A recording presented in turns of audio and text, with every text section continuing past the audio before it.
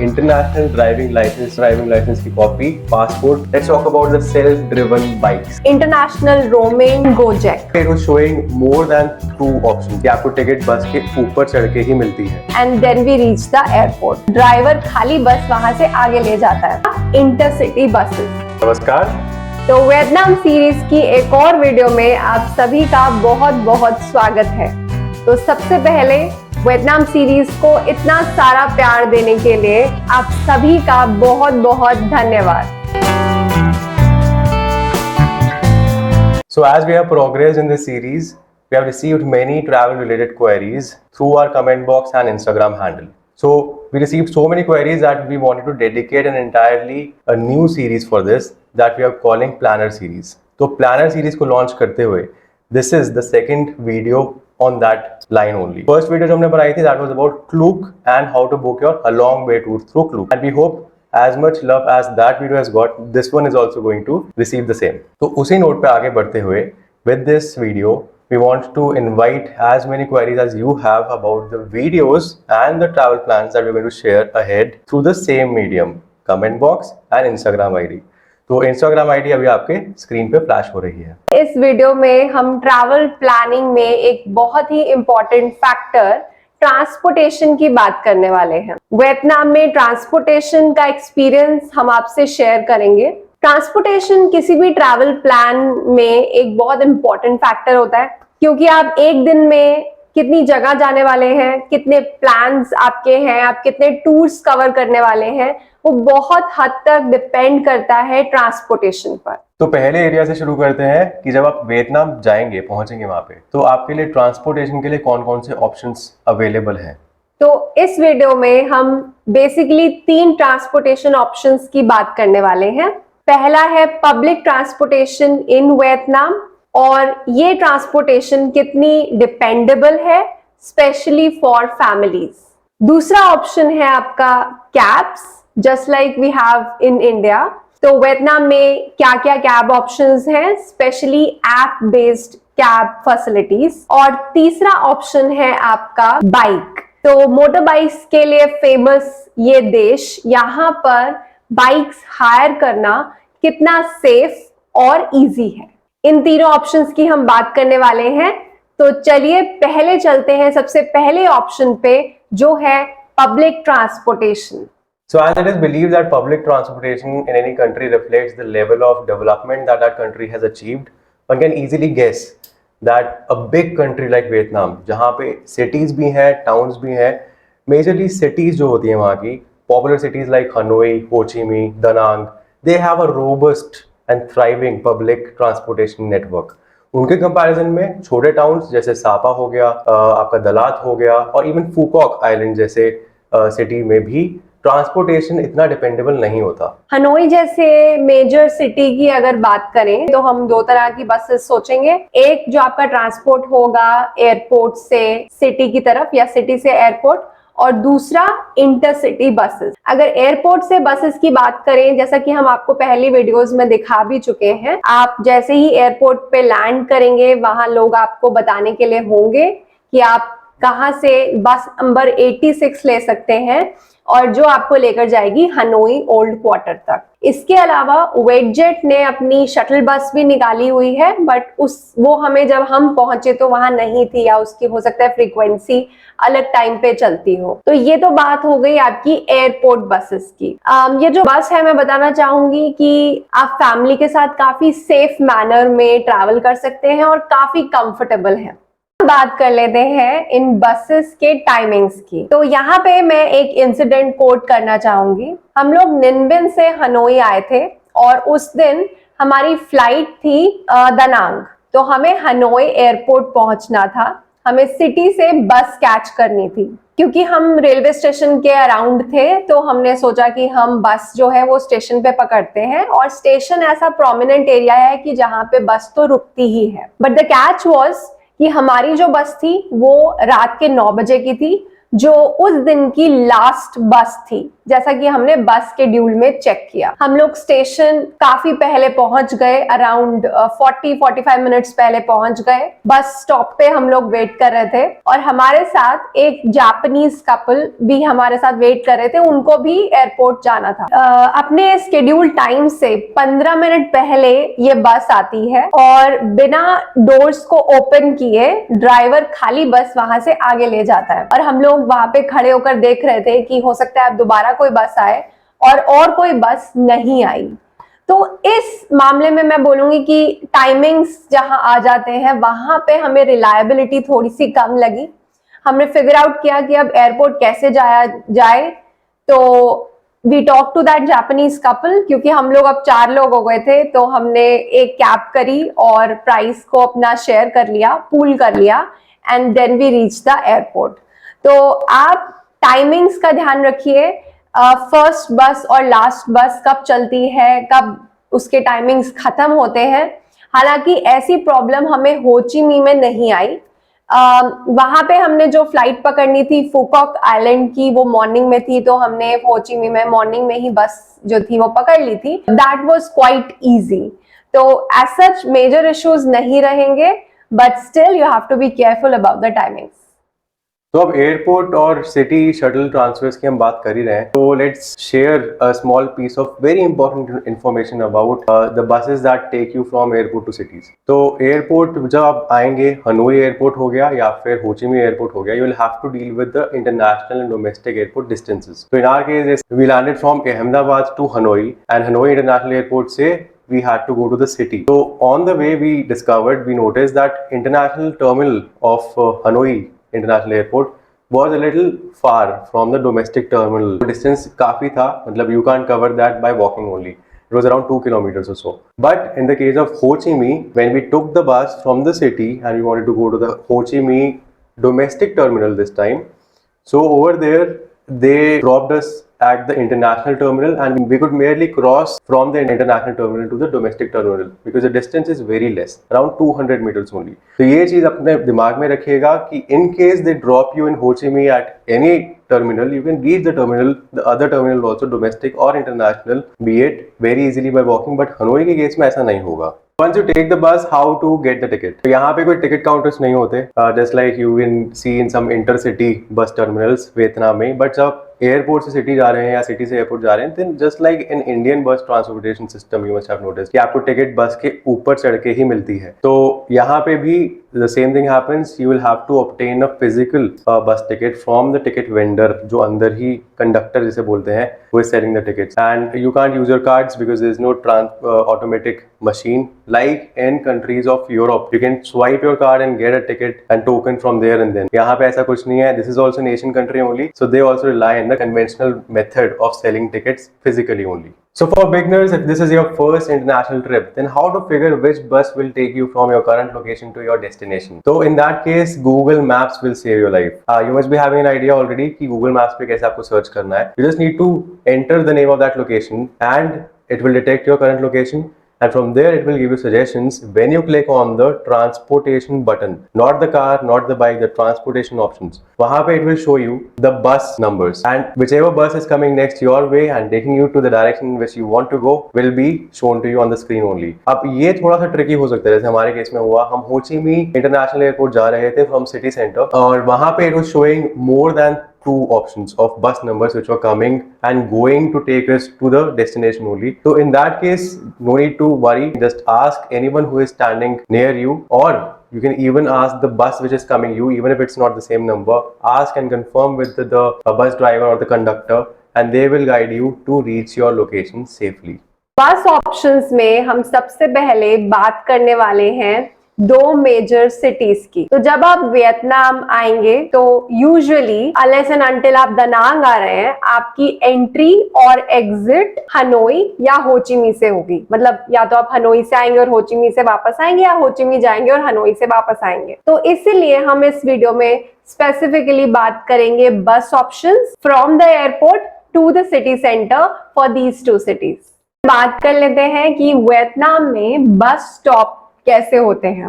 यहाँ जो bus stops हैं वो मल्टी लेन बस स्टॉप्स हैं और अलग अलग लेन्स हैं और अलग अलग लेन्स पे अलग अलग रूट नंबर्स डिस्प्लेड होते हैं और वहीं पे उसी रूट की बस आती है और आपको वहां से लेकर जाती है। तो जब आप बस स्टॉप पहुंचेंगे तो आपको ये फिगर आउट करना है कि आपने जो बस नंबर है आपका वो किस लेन में पड़ता है। ये तो बात हो गई बस ऑप्शंस की। अब हम बात करते हैं कि अगर हम मेजर सिटी में नहीं है, छोटे टाउन में है या फिर विलेज में है, तो वहां पर ट्रांसपोर्टेशन के क्या क्या ऑप्शंस हैं।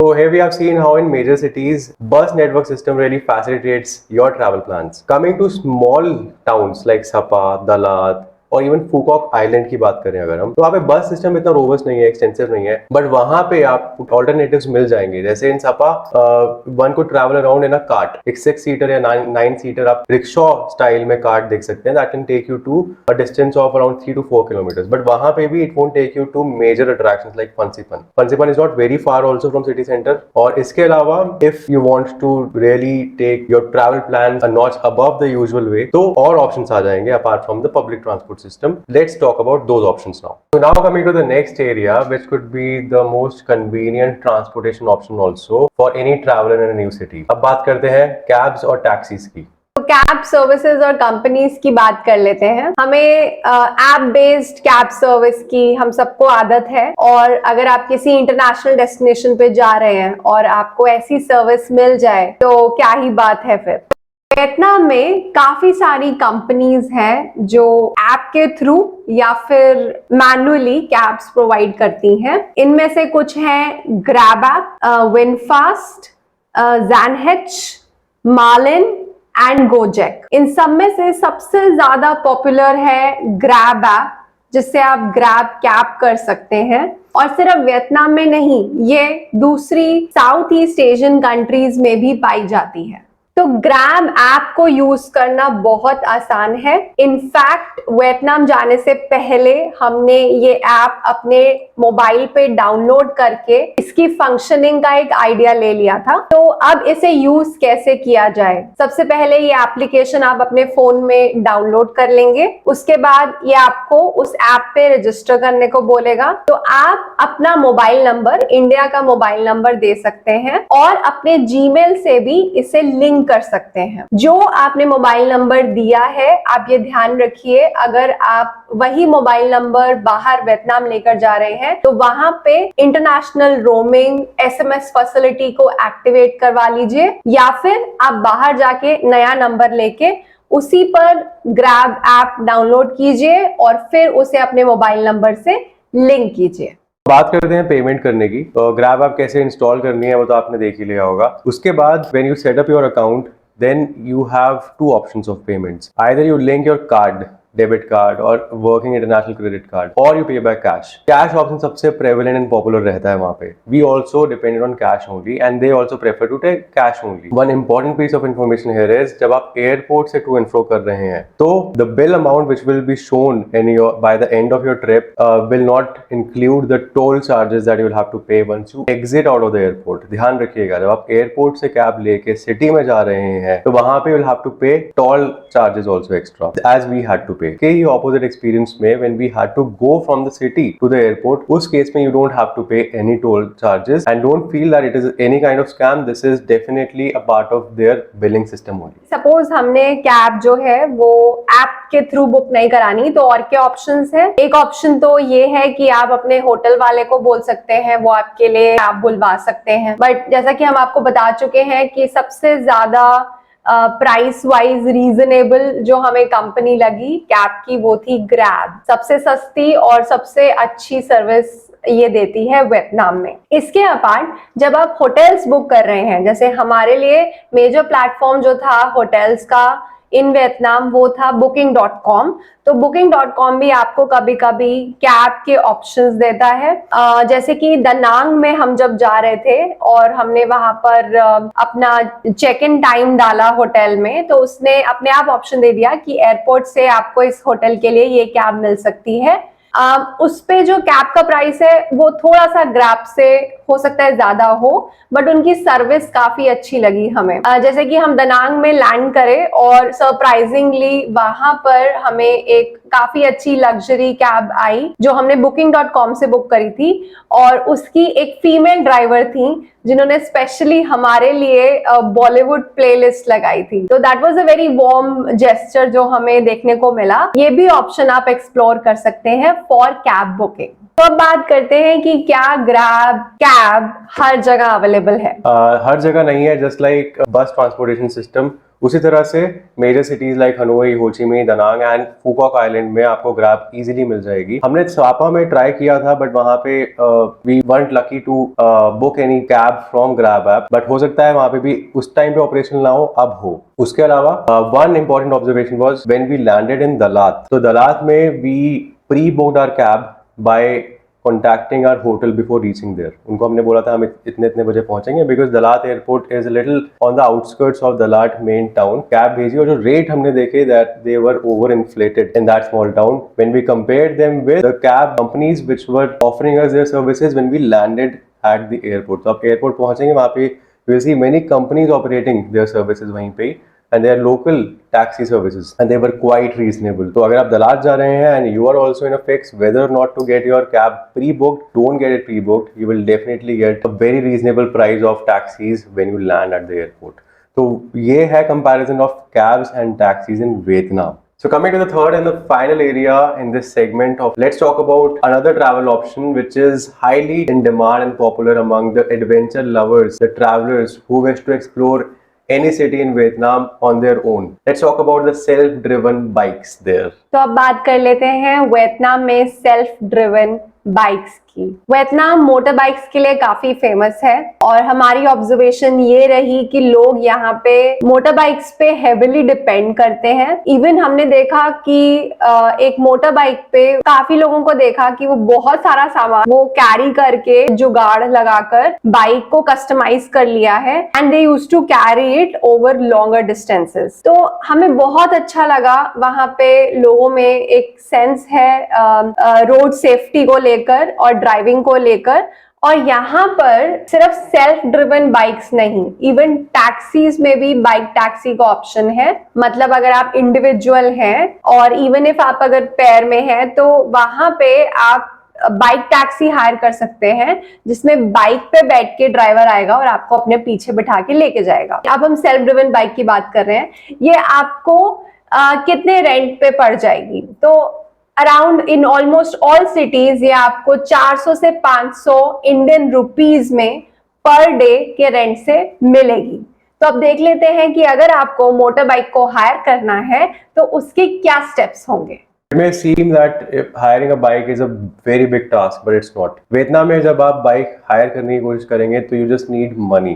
Cash. All they ask you for is cash after your service sometimes. तो अलग अलग जगहों पे हमारे अलग अलग एक्सपीरियंस भी रहे हैं। जैसे to sum them up better for your understanding, बहुत से मेजर सिटीज में if you are hiring a bike from the hotel only, they have rules depending on their experiences. जैसे हमने सबसे पहले बाइक रेंट करी थी निनबिन में टैंकॉक में when we were staying. So that homestay that hosted us, उन्होंने हमें ऑप्शन दिया कि आप वो बाइक रख लीजिए, बस 400 से 500 रुपए whatever their charge was, you just need to deposit that after the bill is generated, and you have to bear the expenses of your fuel on your own. तो इस केस में they give you the bike with very minimum amount of petrol or gasoline, because petrol वहाँ पे होता नहीं है। और gasoline station they direct you to, they tell you the location, आसपास का जो nearest gasoline station होगा, you can get the fuel also refilled from there. अब अभी बात करते हैं फ्यूल के चार्जेस कैसे होते हैं। उससे पहले आपको बता दें कि sometimes they may ask you some other specific documents also, like driving license copy of your country. In our case, Indian driving license की copy,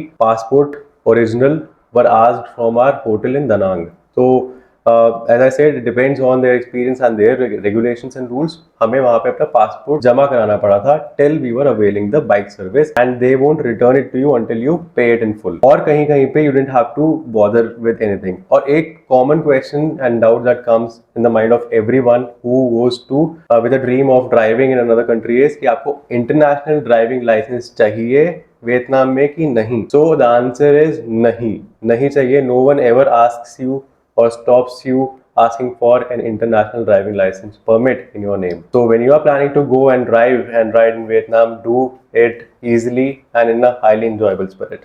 So one doubt that came to my mind before we were planning to hire a bike before going to Vietnam also, and I was trying to search the answer to that doubt everywhere, but I couldn't get any answers. So question is कि क्या आपको fuel बहुत ज़्यादा लेना पड़ता है, बहुत ज़्यादा पे करना पड़ता है फ्यूल के लिए वहाँ पे? Definitely the answer lies in a technical term called mileage of the bike. तो इफ यू अंडरस्टैंड कि माइलेज कैसे काम करती है, तो लेट मी टेल यू कि माइलेज जो इन बाइक्स की होती है, it's very high, very huge.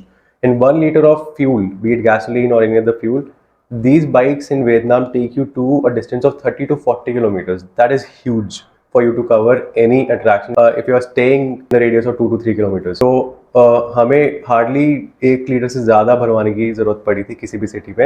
And fuel charges, if we talk about, तो fuel charges are of gasoline. If you get it filled from a legit fuel station like Petroleum X is a very famous popular company of fuel over there. तो वहाँ पे 20 to 25,000, 25 भी नहीं, 20 to 22,000 Vietnamese Dong तक का 1 litre का fuel मिलता है आपको. That is around 70 Indian national rupee. An interesting experience with us was when we were staying in Mui Ne, that is near Pham Thi. आप सर्च करेंगे, if that is also a part of your travel plan, then do listen to this carefully. कि वहाँ पे if you are planning to stay near the coastal stretch, the nearest petrol station is around 6 to 7 kilometers away. And you will have to get it filled from somewhere around only. अब वो around जो होते हैं, they are people, private shops that are selling same gasoline and little extra charge. और extra बहुत ज़्यादा नहीं होता, 22 का 25 Vietnamese dong ही होता है. But that will keep your bike recharged and your plans also up spirited to keep moving towards your destination. इन तीनों areas में से हमारा सबसे ज्यादा फेवरेट जो ऑप्शन रहा वो रहा मोटर बाइक. और सबसे अच्छी बात है कि अगर आपके एक दिन में बहुत ज्यादा प्लान्स है, बहुत ज्यादा आपकी जगह है करने के लिए, तो वो सिर्फ और सिर्फ मोटर बाइक से पॉसिबल हो पाता है, क्योंकि आपको मोबिलिटी ज्यादा मिल जाती है और अब आप अपने प्लान्स को कस्टमाइज कर सकते हैं. तो बेस्ट एक्सपीरियंस अगर आपको लेना है as far as safety standards को ध्यान में रखते हो, वो होगा motor bike. Our objective of making this video was to share with you each and every possible information about the transportation in Vietnam and what idea should you carry once you are planning your trip over there. And I hope that we have also been able to achieve that objective with your help. जो थी वो specifically हमने जो हमारे पास queries आई comments के through या Instagram handle पे, उनको लेके बनाई थी. और आगे हम इस प्लानर सीरीज में होटल बुकिंग से रिलेटेड और इवन हमारी होल जो 16 डेज की आइटनरी थी उस पर वीडियोस आपके लिए लेके आने वाले हैं. और अगर आपको कोई क्वेरी है, कमेंट बॉक्स के थ्रू कनेक्ट कर सकते हैं. हम पूरी कोशिश करेंगे कि जब हमारे पास क्वेरीज आ जाए, हम एक वीडियो बना के आप तक वो इंफॉर्मेशन पहुंचा पाए, ताकि आपका जो ट्रैवल हो वो सीमलेस रहे, स्मूथ रहे और आप अपने ट्रिप को अपने वे में पूरी तरह से एंजॉय कर पाए. तो एक इम्पोर्टेंट अपडेट हमारे चैनल से रिलेटेड ये है कि आप अब हमारे चैनल के सब्सक्राइबर होने के साथ साथ हमारे चैनल के मेंबर भी बन सकते हैं. तो हमारे चैनल की मेंबरशिप लेने के लिए आप हमारे चैनल पेज पर जा सकते हैं और ज्वाइन बटन को क्लिक कर सकते हैं. इस चैनल का मेंबर बनने पे आपको मेंबरशिप के एक्सक्लूसिव बेनिफिट्स मिलेंगे, जिसे आप एंजॉय कर सकते हैं. वो बेनिफिट्स क्या रहेंगे आप चैनल पेज पे चेक कर सकते हैं.